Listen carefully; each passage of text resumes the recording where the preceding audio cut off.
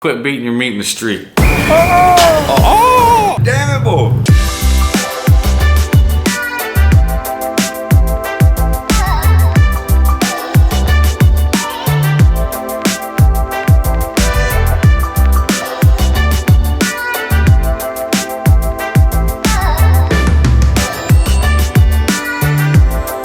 Look who came back to the channel.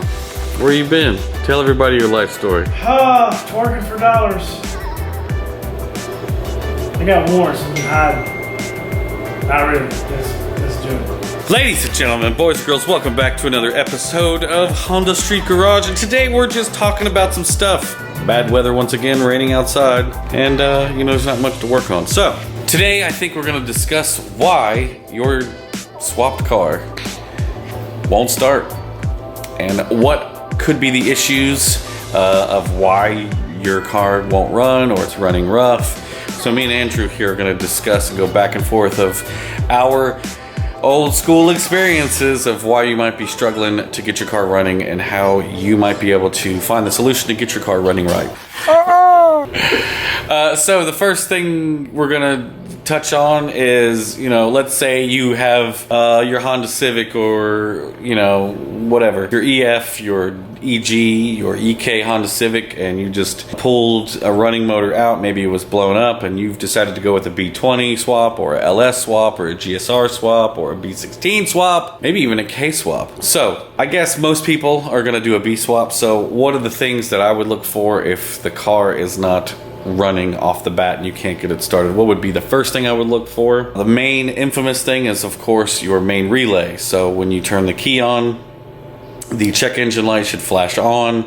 You should hear a little noise, and that noise is the fuel pump loading up. The check engine light will flash off, and that should tell you that your fuel rail is loaded up with fuel. Especially right after you do a swap, you actually need to do this 2 or 3 times to get enough fuel through the fuel rail before you actually attempt to start it. So, what are some things, Andrew, that you've run into why your car wouldn't start after you swapped it? We're gonna pull into a tight shot. You did not hook up the ground on the thermostat. That gets you 80% of the time. Or it ain't got no gas in it. yeah, also make sure your car's got fresh gas in it, especially if it's been sitting for a while, maybe a couple months or something. You need to make sure that you've got, at least a couple of gallons of fresh gas in it. Definitely seen some cars where if they sit for a long time, the gasoline can go bad in the gas tank, and that's obviously a bad thing. You need to drain it. There is a 17mm bolt at the bottom of the gas tank where you can drain the old gas out, and of course put some fresh fuel in. One of the things that Andrew said that is super important is the ground wires, and the main one to have is the ground wire on the thermostat housing.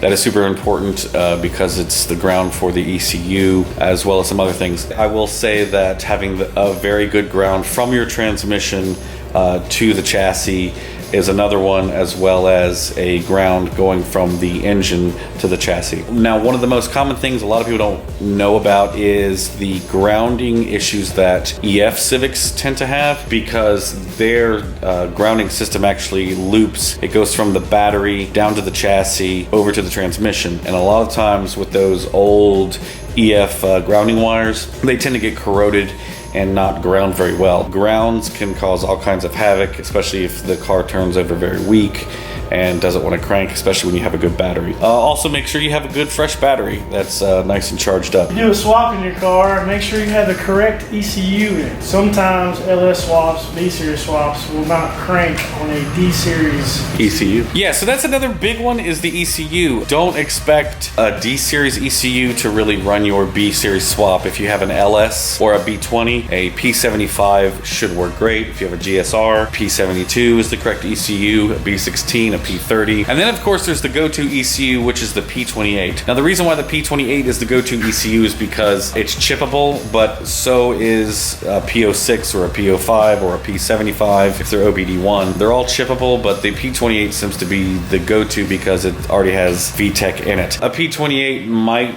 start your LS or B20 engine, but it will not run it very good. It will actually lean the engine out, which is kind of dangerous. And what that means is it's not getting enough fuel, which could cause the engine to blow up or start knocking. Sometimes there are bad ECUs out there. So If you have a fresh swap and you can't get it to start, sometimes one of the best things to do is to have a friend that maybe has another ECU that you can swap out and try. Make sure that you have spark out of your distributor. The easy way to tell is to pull the plug wire out, kind of hang it over a bolt, and while you crank the engine, you should be able to see the spark plug wire arc to a bolt. And also be very careful, because if you get shocked, it could stop your heart. Okay, so here's an EG Civic that is all stock. It is an EX model, so it has a D16 Z6 in it. Now, whenever you swap a B series engine into this car, this is one of the more easy chassis to swap a B series into, because you can actually use all the factory mounts, bolt the engine in, and the wiring harness should bolt up to a B16 or GSR without any issues. With a GSR, you're not going to have an AIB wire, so you will have to wire that in if you're running the AIB system or the butterflies on the GSR intake manifold. Now, a couple of issues I'm going to point out. Right here is the thermostat ground, where you need to make sure that you have the wire harness ground to on the thermostat. Like I said, that one's super important. Make sure it is a good connection, and do not over tighten it, because you will break that bolt quite easily. A lot of these 10mm bolts only require a few foot-pounds, I think maybe 7 or 8 foot-pounds of torque. A couple other things to make sure that your swap starts up on the first try. Make sure that you do not get your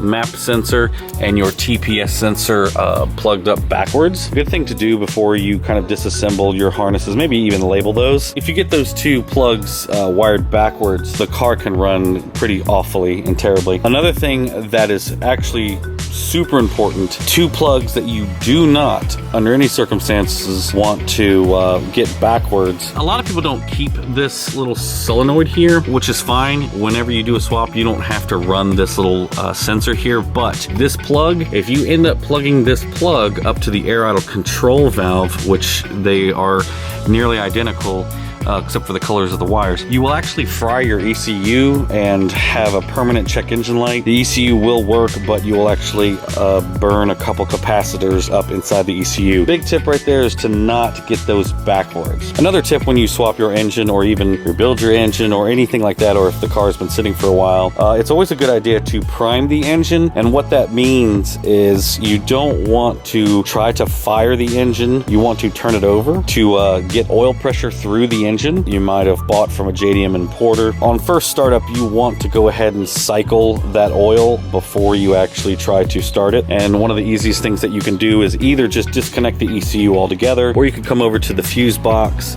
and pull the ECU fuse. What that's going to allow you to do is to turn the motor over, and it won't spray any fuel or have any spark happening while you're trying to prime the motor. Another important detail is make sure that you have the proper distributor with your engine. If you have a bad distributor and you don't have spark, usually you can replace the coil and igniter, the two pieces that are responsible for spark inside the distributor. That's much cheaper than finding another distributor. If you go to, say, like an auto parts store, you can buy these distributors, but they're very expensive from there. And whenever you're doing a swap, a brand new cap, rotor, and new wires and spark plugs are always a great idea. In fact, I would highly recommend that you put new wires and spark plugs on your freshly swapped engine, as well as change your timing belt and water pump. And the reason why you want to go ahead and change your timing belt and water pump is just because that's easy maintenance, and it's much easier to do that with the engine outside of the car than it is inside the car. It is always a great idea, because you know once you change the timing belt and water pump, you're good for at least 60 to 80,000 miles, if not 100. Now, one of the things that we do run into sometimes is we can't get the engine to start, and sometimes that happens just because it has bad gas or the injectors fire too much fuel, and you can actually flood the system sometimes. And a lot of times, if you can't get your engine to start, the best thing to do is pull your spark plugs out, inspect them, and if they look soaked with gasoline, then clearly it's been flooded. And one of the best things to do if you do that is to actually, pull the spark plugs out and clean them. Now, if you do have a lot of trouble with your engine firing over, one of the easy tricks that you can do is go to an auto parts store and get starting fluid. And what you do is you just open the throttle body, spray this in, back away, and then attempt to start the car. And usually that's a good trick to kind of fire the motor over. And sometimes, engines kind of need that just to kind of get things moving and, get things working again. And then if you let them kind of, warm up a little bit, it tends to kind of get the process going. If you attempt to start your car and you have a check engine light, check the codes and make sure that you have all the sensors hooked up that you're supposed to have hooked up. If you want to check the engine codes, the way to really do it is that there's a little plug hidden in here. It actually plugs into this side right here. Here it is. Yeah, there's this little blue plug right here.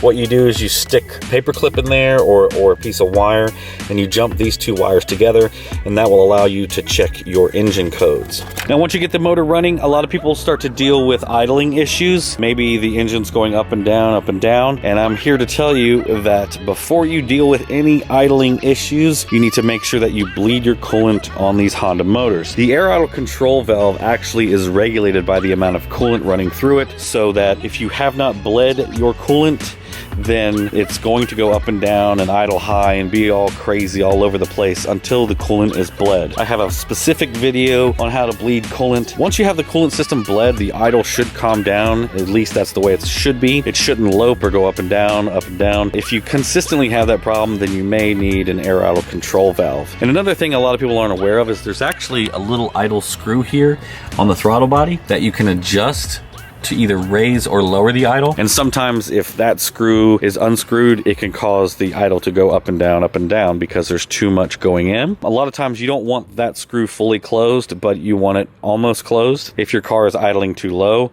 obviously open the screw up. Now, another thing I've seen on a couple swaps is that sometimes you can put an OBD2 swap into the car and still run it OBD1, but it will have an OBD2 distributor. Or let's say that you have an EF or CRX and you're using an OBD2 distributor. One of the things that can cause havoc is the actual wiring of the distributor. And sometimes they're wired differently between years, especially if they're aftermarket. I've seen that a few times. It's not always the case, but if you're having issues with your car kind of running rough or running weird or not starting, double check the wires on the distributor. Basically, there's 3 sensors on the inside of the distributor, and each one is a pair.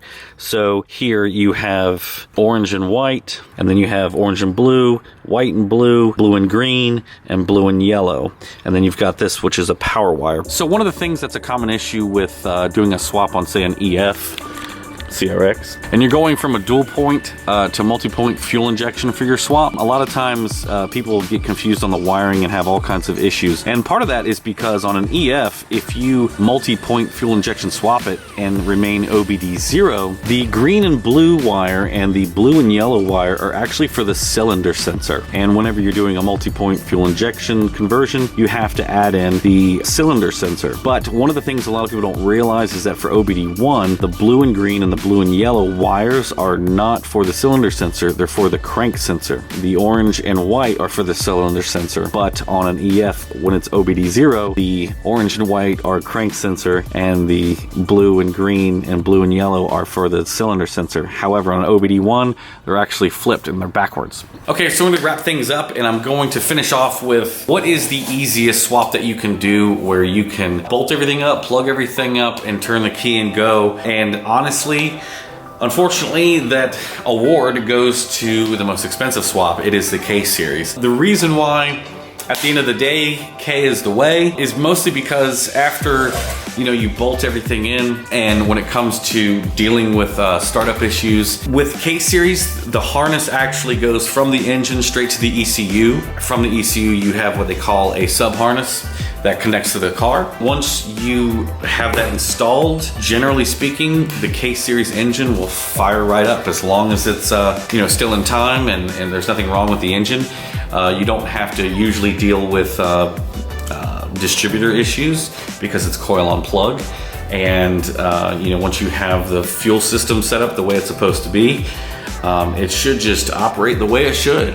Unfortunately, the most easy swap that you can do is unfortunately the most expensive swap you can do. However, if you're looking at maybe doing a B16, honestly, maybe you should give a K20A3 or a K20A base model engine a look, because those motors are so cheap, you can get them for anywhere from $200 to $400, and the 5-speed transmissions are generally inexpensive. Of course, the most expensive things with a K-swap is the mounts, axles, and the fuel system and the wiring. Everything else basically is what's expensive. However, if you choose to do a base model K-swap, the cheapness of the engine and tranny can actually offset the cost of everything else. So if you're looking to do a B16 swap, a budget of anywhere from $1,500 to $2,500, honestly, the K20A3 or K20A base model is actually a good choice because it actually makes great power. 160 horsepower and I believe over 140 pound-feet of torque. I've seen the K20As, the base model engines, actually outrun a lot of B-Series engine swap. Take a look at that. You never know. It might actually be a good choice for you guys. And if you get mounts, get some Hotsport mounts. And if you get fuel lines, get JB Tuning fuel lines. Shameless plug. Anyway, guys. Thank you. I appreciate it. Anyway, so this is where I'm gonna wrap it up. Thank you guys so much for watching. Remember to subscribe, click like if you like this video. I'll see you guys on the next one, hopefully tomorrow. Peace out, and quit beating your meat in the street. Oh!